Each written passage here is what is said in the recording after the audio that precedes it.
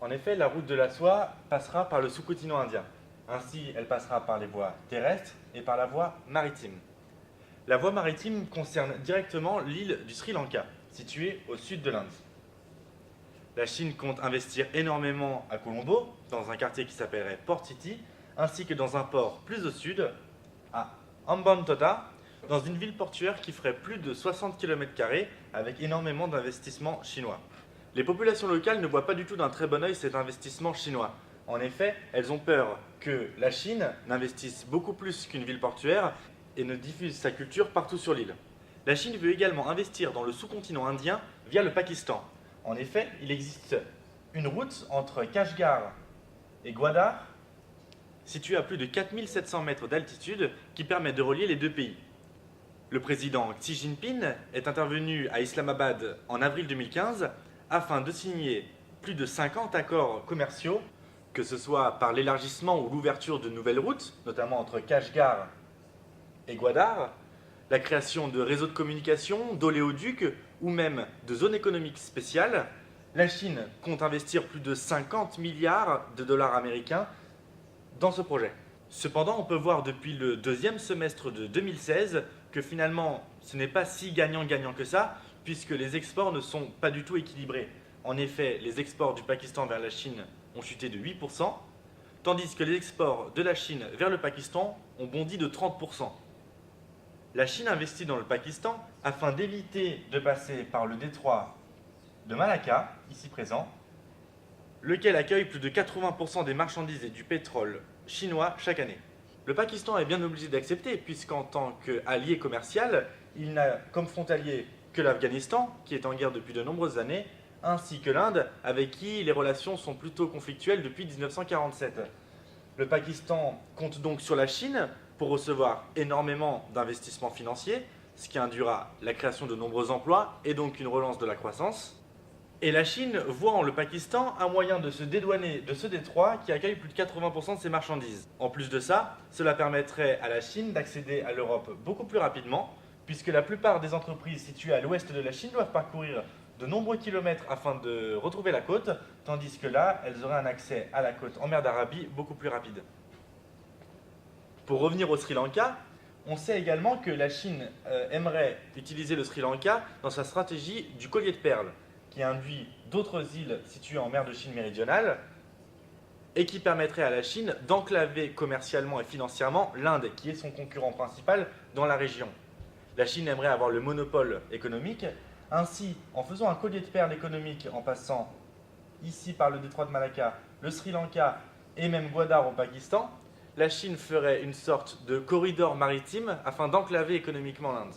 Au-delà du sous-continent indien, la Chine aimerait également, via les routes maritimes, aller jusqu'en Afrique.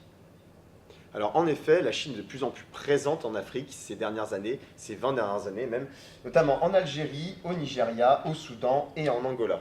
Alors pourquoi la présence de la Chine en Afrique, on pourrait se demander? Eh bien parce que le continent africain possède encore plein de ressources minières naturelles que d'autres n'ont pas, notamment au niveau du pétrole et du gaz.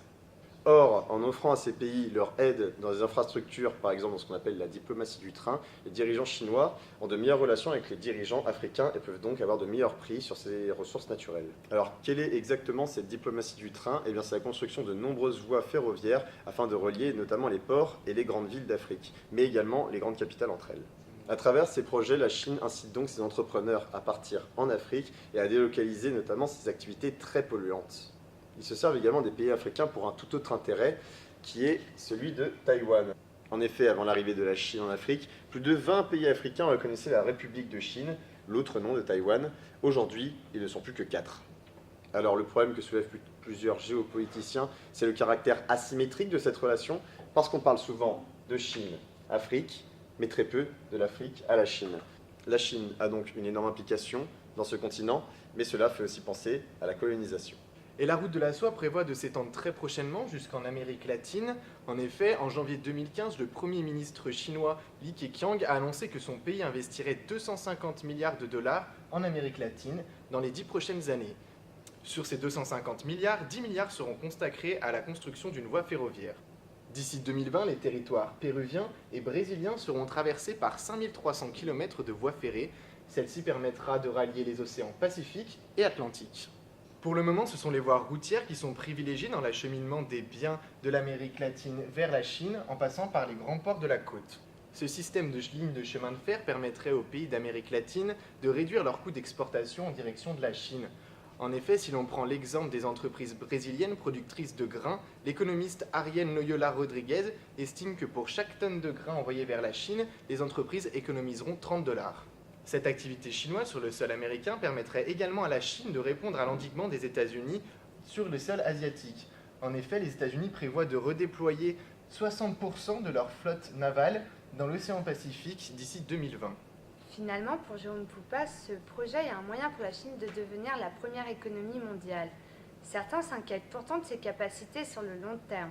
D'après notre spécialiste, il faut rappeler que le but premier de ce réseau est le développement interne du pays, ce qui permet d'apporter une économie solide à la Chine.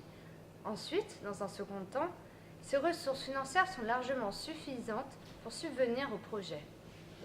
Que ce soit pour des raisons d'endiguement, pour des raisons géostratégiques, commerciales ou de soft power, on peut voir que la route de la soie est un outil primordial pour la Chine afin d'être replacée sur le devant de la scène mondiale.